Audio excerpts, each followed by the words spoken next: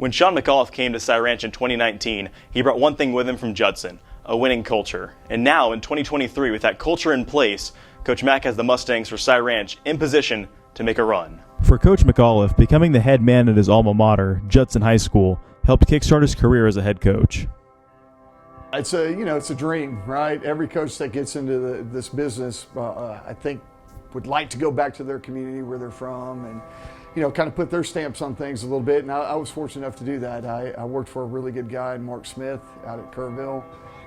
He took a leap of faith and was fortunate enough to be named the athletic coordinator at Judson and asked if I wanted to go home. And it's like, that's a no-brainer, right? So I got to go back and be the defensive coordinator and assistant head coach. And 2 years later, I was an interim. And, I was really fortunate to be around some really good guys that I got to coach with and some unbelievably talented kids. And it was a lot of fun. That will always be a special place for me. Dating back to his days with the Judson Rockets, Coach Mack, of course, still remembers playing former Lake Travis star Garrett Wilson. Okay. It's funny that you ask about Garrett because I actually have a handwritten letter from his dad. Because we had played Lake Travis, it seemed like we got on a heater. We would play Hank and his team, and Hank became a good buddy of mine. We'd play those guys in non-district, and for whatever reason, the UIL gods thought it'd be cool for us to meet up again early in the playoffs. And so every year we got to play Garrett Wilson. And, my first year at Judson, backtrack a little bit, the only game that was on the schedule was Lake Travis. When we got there, we're like, we just got beat by Lake Travis like the year prior when they were, a 5A or whatever at the time.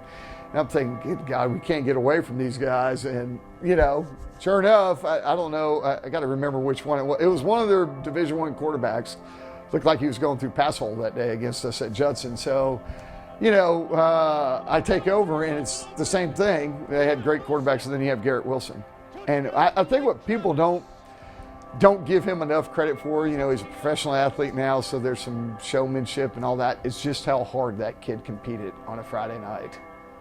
Like if the ball was within his area, he's going to get it. If he had a block to spring somebody, he was going to do it. And, you tip your cap to guys that coach kids well and do things the right way. And I tip my cap to kids that play the game the right way. And, he'll go down as one of my all-time favorites that we were able to compete against. It's a shame that we didn't win as many as I would have liked to, but man, as far as memories when this thing's all said and done, he'll be way up there on the list. And I think it's a class act, his family, writing me a handwritten note, because I'd gotten to know the little kid a little bit and slapped fives with him, and it's kind of a mutual respect deal. So it's hopefully we run across another guy like that down the road, and it'll give me something good to look back on too. For Sean McAuliffe, connections at nearby Jersey Village, where he coached from 2004 to 2007, would end up leading him back to Cy-Fair ISD over 10 years later. Cy-Fair ISD is its own little community, and it's a close-knit deal. I was fortunate enough, like I said, to work for David Snookhouse and some really good guys. Jason Holman, he's the head coach out at Jacksonville now. Mike Zakis, who's on my staff. So I worked with some really, really good guys that were good friends of mine. And I actually learned, I think, how to coach better working there under David and, Coach Holman and those guys. And it was bittersweet having to go and to leave. My wife's a Bernie gal, and we were a little bit younger and just starting a family, and we had an opportunity to get closer to home. And when this came up, some of my very best friends in the world are the coaches that I coached with way back in the day at Jersey Village that I always kept in contact with. And I knew the quality of the school district. I knew the quality of the area. It was a great opportunity for my family to get centralized. I had kids going to one school district. My wife was working in a different town in the San Antonio area, and I was driving, almost 100 miles a day to Judson. So it's kind of a no-brainer. Taking 2023 1 week at a time has been key for the Mustangs this season, especially after dropping their opener on the road at Tompkins. Well, we talk about we're not trying to win district championships in week one. We're not trying to be a playoff caliber team in week 2. We're not trying to make a deep run in week 3, and it's a step-by-step, process. We just want to get a little better each day. And, playing against Tompkins there's a reason why you play good people, right? There's a great reward if it turns out good for you, but there's also the risk factor of, you're playing a really good team, and if you have an off night, you can get exposed a little bit. And, credit to them, we didn't play as well as we wanted to offensively. Defensively, I thought, minus a handful of plays, we really played pretty good. Going into this year, we knew we were going to be a little bit more experienced on the defensive end. We've got some good, young, talented kids on the offensive side, particularly in the O-line. And, it's a week-by-week process. And I credit to the coaches I work with and to our kids. We corrected what we could correct on tape from Tompkins, and we brought it to the Paytail game, and we played really well. I mean, defensively, it's one of the best performances I've ever been a part of as a coach. And offensively, we did enough to keep a lead, hang on to a lead, and win a ball game. And then I think last week we got a little bit more healthier. Our kids started believing a little bit more. Some of those young guys are growing up a little bit. It's not the under the bright lights nerves that they get. It's ball game number 3. And, I think that's the trick to this thing. Each day you just got to get a little better, and so far we've done that.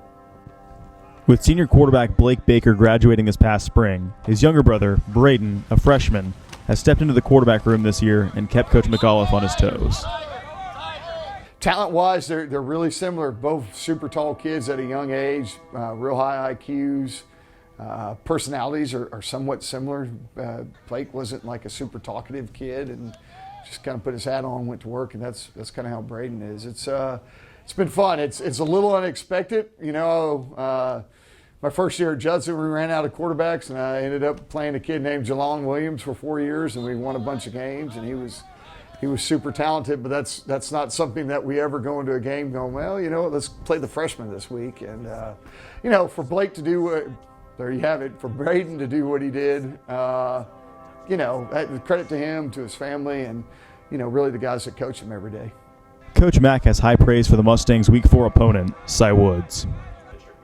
Well, it's they're uber talented. They were young offensively last year, so now these kids are a year more experienced. They've got a really good offensive scheme, big O-line. They're physical. They're going to run the ball, and then they're going to try to throw leverage balls on you. On the perimeter, they've got 2 really good slots. They've got a freshman running back that's playing up. If I remember right, I think the kid won the 100, the 200, the 400, the shot and the disc last year as an 8th grader. Like, he's rightfully so playing at a high level. Defensively, it's unique. You'd have to go back to the late 80s, early 90s. They run the Arizona Desert Storm style deal. They've got a bunch of different fronts that they get into and out of that kind of create a little chaos. So you got to be sound in your rules. Your identification of fronts have got to be kind of on point. So it's going to be a challenge Friday night. I think our kids have done a great job this week. They understand what we're playing for. These games now count, right? Our seniors know their clock is going to go even a little bit faster because it's a district ball game. And I think we end next week tomorrow with a nice kick the field and a walkthrough, and we'll tee it up on Friday and see what happens.